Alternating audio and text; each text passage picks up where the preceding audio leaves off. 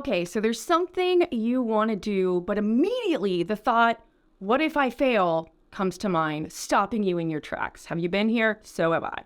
So how do you get past that and take that leap of faith you really want to take? Let's untangle that. What do you say?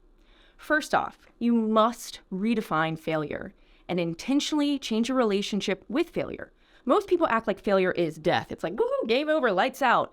If they fail, it's not going to be a good thing. The world's going to end. But that's not true. Quite frankly, we need to be less emotional and dramatic about failure and see failure as feedback. That's right. Failure is feedback.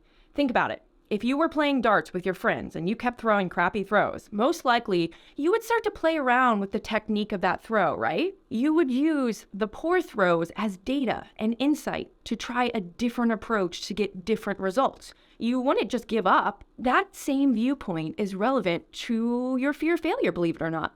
Let me know if that makes sense in the comments below, by the way.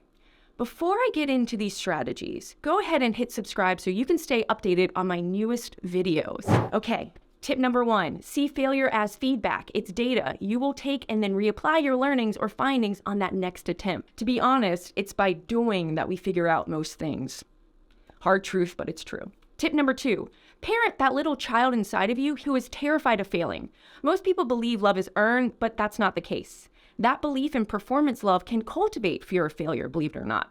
Because you see yourself as unworthy if you fail, disconnect these two beliefs. You are worthy regardless of what you do. That never changes. It's always 100%. Real love is freely given, of course. Most people don't know how to give unconditional love, unfortunately. So learn how to provide yourself with that love your parents or caregiver fail to give you, or that love you yearn for. Tip number 3, you can't take the leap of faith while holding on to the edge.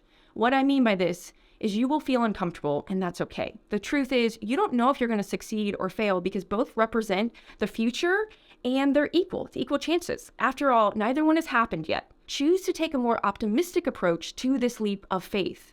When you quit quickly, you're really on the ledge. You're predicting and believing more in your ability to fail than succeed, when succeeding is just as likely as failing.